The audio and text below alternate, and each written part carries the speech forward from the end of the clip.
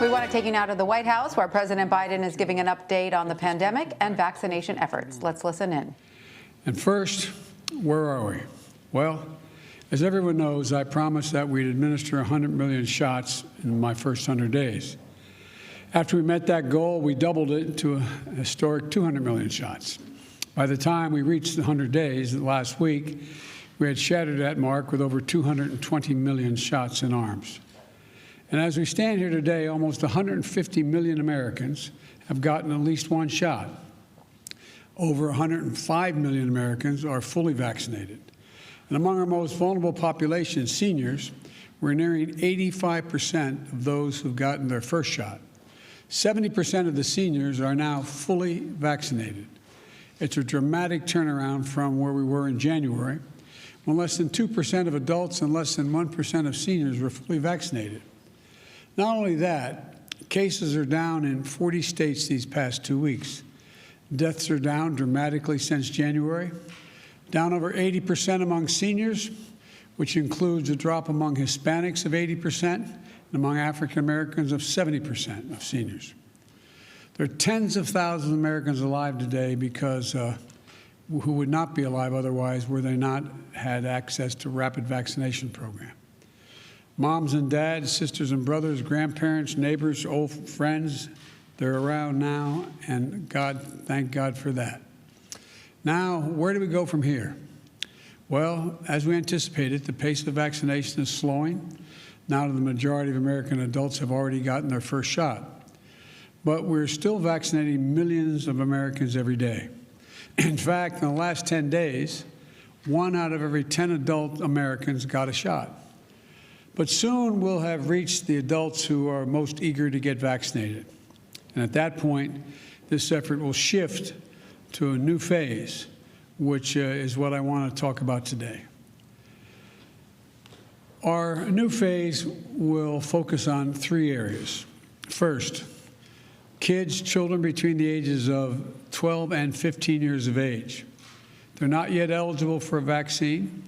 The FDA scientists are currently reviewing the data to decide if and when to authorize that age range for vaccinations.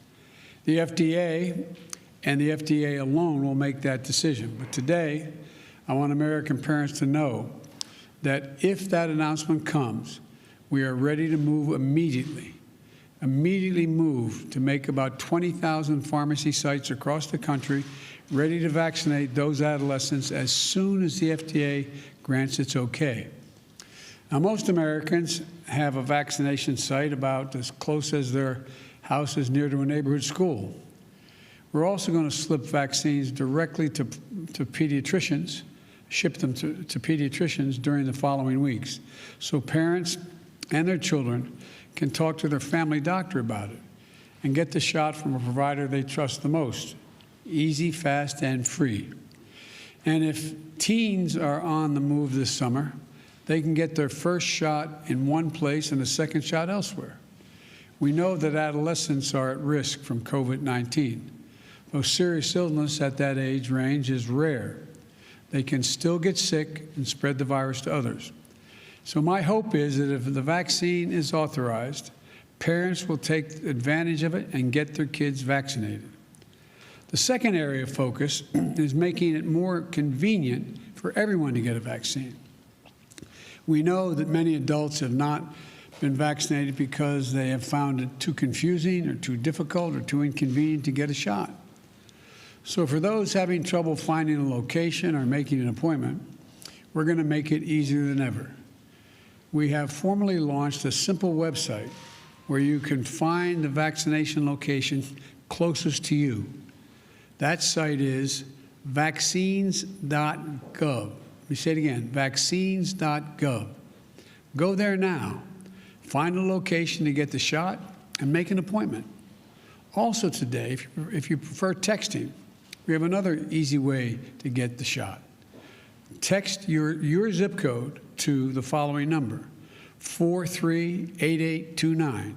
Your zip code to that number, 438829. And you'll get text back the location that is nearest you with vaccines in stock right then and there.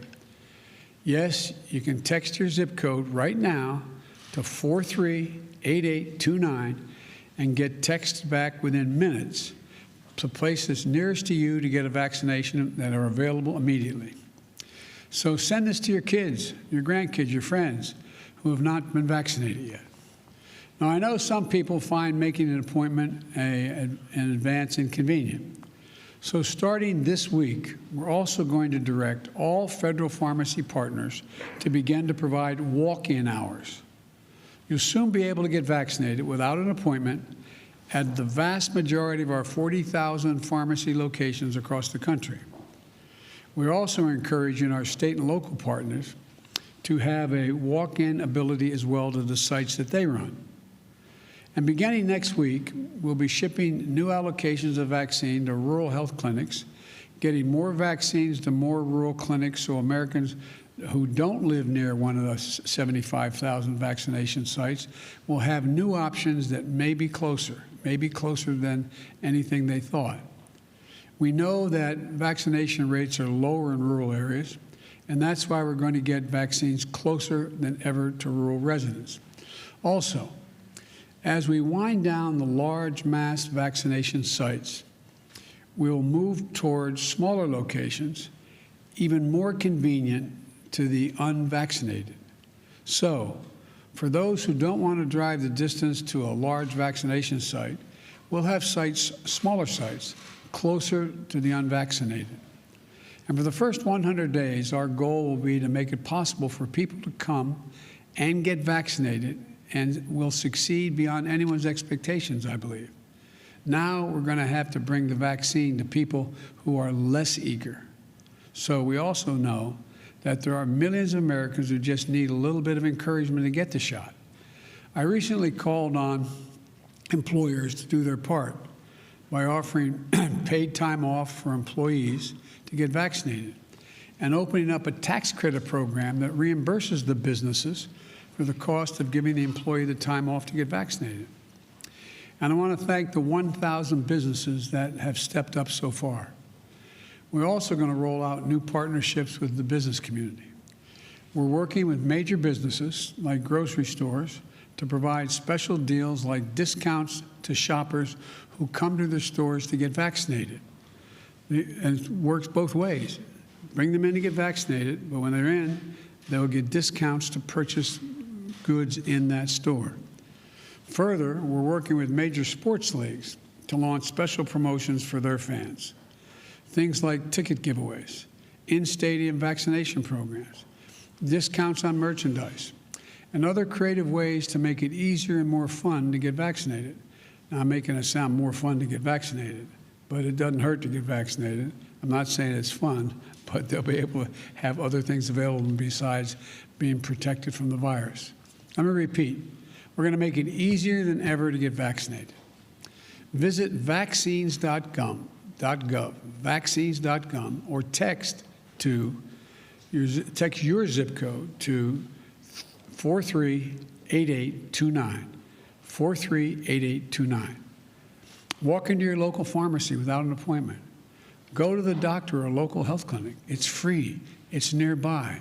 Every adult is eligible.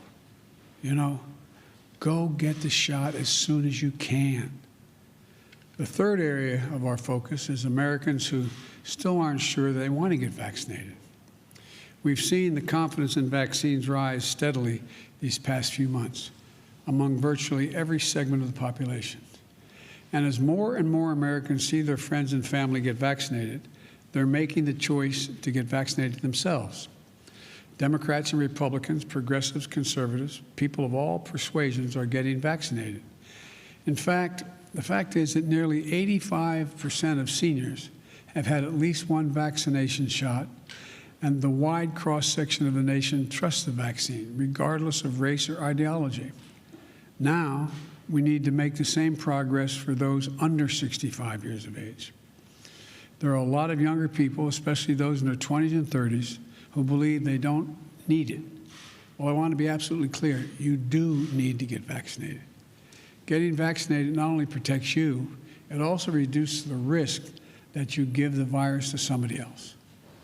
It could save your life or the lives of people you love. we're still losing hundreds of Americans under 65 years of age every week, and many more are getting seriously ill from long stretches of the time.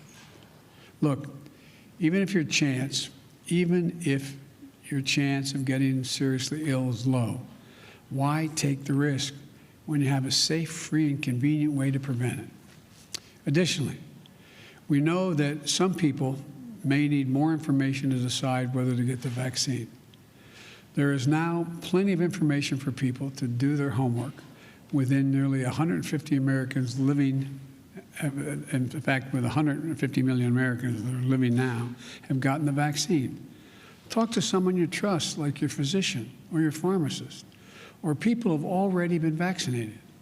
Talk to your faith leaders or others in your community that you trust. Look to those people to help answer your questions. I want to be clear. I've been saying this a long time, but I really believe this is not a Democrat or a Republican issue. Science behind the vaccines has been under development for decades. 2 of our vaccines were authorized under prior administrations, Republican administrations. My administration, the Democratic administration, is doing the work to get hundreds of millions of shots in arms. While we may not always agree on everything, this is one thing people across the political spectrum can agree on. So I want to thank prominent conservatives like Mitch McConnell and a large group of Republican members of Congress who have medical training, who have advanced getting vaccinated. I also want to thank the 105 million Americans of every background who are fully protected from one of the deadliest pandemics in our history. You know, there's a lot of misinformation out there, but there's one fact I want every American to know. People who are not fully vaccinated can still die every day from COVID-19. Look at the folks in your community who've gotten vaccinated and are getting back to living their lives, their full lives. Look at the grandparents united with their grandchildren, friends getting together again. This is your choice. It's life and death. And I hope everyone knows within themselves it makes the choice that it's going to help them and their loved ones be safe, get our businesses open again, and get us back to normal. Again, in the next 2 months, our focus is going to be on 3 groups: kids between 12 and 15 who are awaiting potential FDA authorization to get a shot, 2 adults who have had trouble locating a place to get a shot or who just haven't gotten around to it, and 3, those who need more being convinced of the necessity of getting the vaccine. As we turn to this new phase, we're also setting a new goal. 2 months from today, families across the country are going to celebrate the 4th of July. Our goal by July 4th is to have 70% of adult Americans with at least 1 shot and 160 million Americans fully vaccinated. That means giving close to 100 million shots, some first shots, others second shots, over the next 60 days. Of course, Americans can still get shots after July 4th, but no one should wait, and let's try to hit that 70% mark, at least with 1 shot before that day. It's another huge goal. And as you may remember, we were initially focused on getting enough vaccines for every adult. Well, we did that. We have enough vaccines. Now that we have the vaccine supply, we're focused on convincing even more Americans to show up and get the vaccine that is available to them.